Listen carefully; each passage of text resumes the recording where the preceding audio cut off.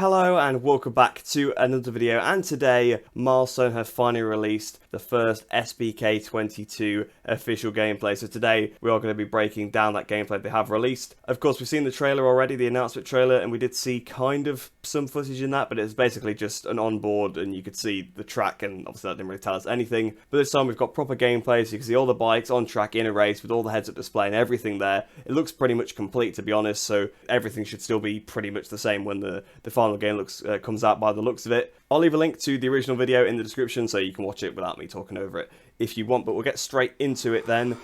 And off the bat, obviously you can see it looks very, very similar to MotoGP 21 and MotoGP 22, which again is something we've come to expect, mainly because it's the same engine, same developers, obviously basically a very similar style of game, so that's not really a criticism as far as I'm concerned, because those games do look very good. Moving on to the heads-up display as well, you can see the layout is identical pretty much to the MotoGP version. It's just it's been changed to have more World Superbike style graphics, so you can see obviously it's got the font and the graphics. One thing I have noticed about that is the team colours seem wrong. You can see as we go up the inside of Rinaldi there and run a little bit wide and allow Alex Lowe's back through. You can see that Alvaro Bautista in first place, he's got blue as his team colour. We've got Razkatioglu here in fourth with red. You can see the same for Rinaldi and Locatelli. So it seems like the Ducati and Yamaha have actually swapped for some reason. It's a little bit weird, so hopefully they'll fix that before the game is released. I suppose we should move on to the physics, probably one of the most important parts. You can't tell too much from gameplay like this, but we can see a little bit that it looks a little bit floaty. Obviously we don't know exactly what physics level this is being played on, so again, you've got to take it with a bit of a pinch of salt. But the bike does seem like it's not quite got so much weight to it compared to the MotoGP games, when really the weight is quite similar. As we go up the inside of Lowe's, is he going to pull this one down? He runs a little bit wide. I believe this is an actual player by the looks of it, not someone that seems to be too skilled. Sometimes they do use AI for some of the videos, but it looks like it is a player on this occasion, so it's a little bit difficult to sort of pick up on the physics when they're not quite on the correct lines and they're braking a little bit early. Here we are coming through the final turn of Portimao. You can see again Portimao looks obviously basically the same like it's throughout the MotoGP game, which again you come to expect. Will be worth noting to see the finish line is in the correct place.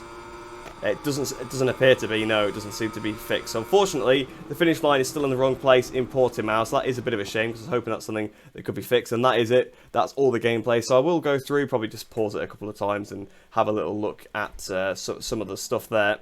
So I'm just going to pause it here. It doesn't really matter because pretty much the on-screen is the same everywhere. You can see the just have a little bit more of a look at the heads-up display, to be honest, because that's the main thing we can look at. Obviously, we can look at the bike liveries. The bike liveries do look fantastic. I'm not going to lie, they do look really good, which you'd expect. It does seem to be correct. Also, it actually seems to be the 22 season, which is really, really nice, because the MotoGP game last couple of years has released with the 2020, well, the previous year's liveries. Obviously this time it was 2021, previously it was 2020, and then 2019. So it's good to see that the game is launching with the actual correct liveries, which you'd expect at this time of the year, but even still, it's not always a given. So I'm happy to see that that is in fact the case. I've got to say, I do quite like in the bottom right hand corner, like the gauge with the gears and the speed and the RPM and all that kind of stuff. I think it's actually a very cool design. You can also see the tyres both on each side. So you got on the left hand side, you got the front tyre with the temperature and the wear, and on the right hand side you've got the rear tyre. Does seem like, again, all the systems are ported from MotoGP by the looks of it. So we've got all the tyre wear system. Looks like you've got 3 segments to your tyre, so you can heat up the different parts. The brake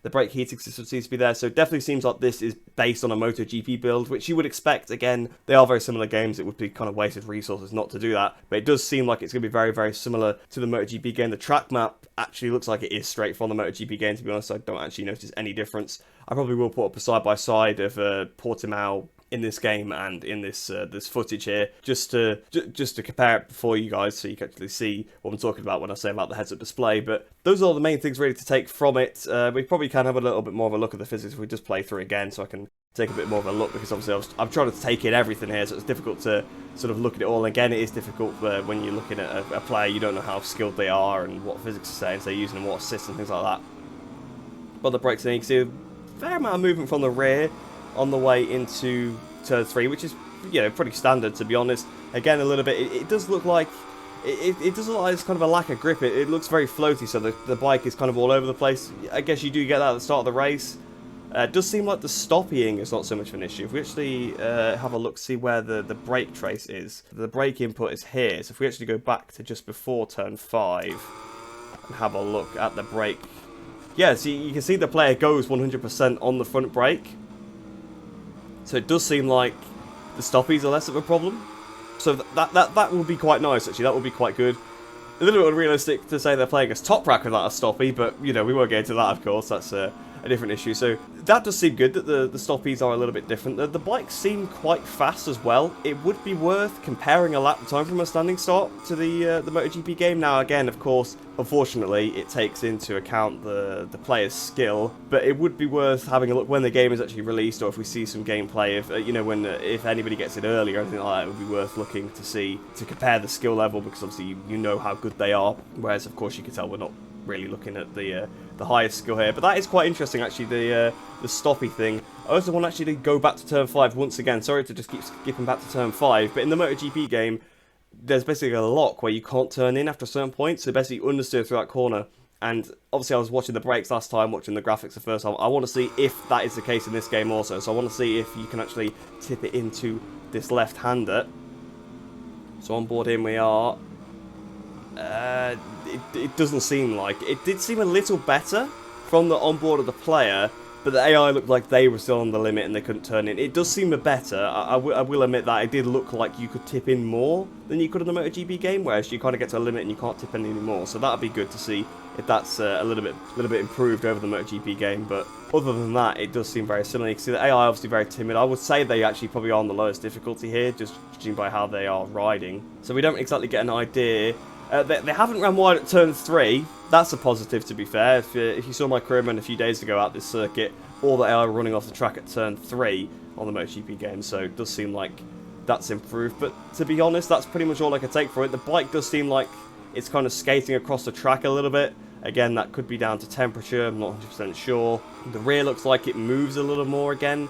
That was obviously something that was very prevalent in MotoGP 21, the sort of lack of rear grip.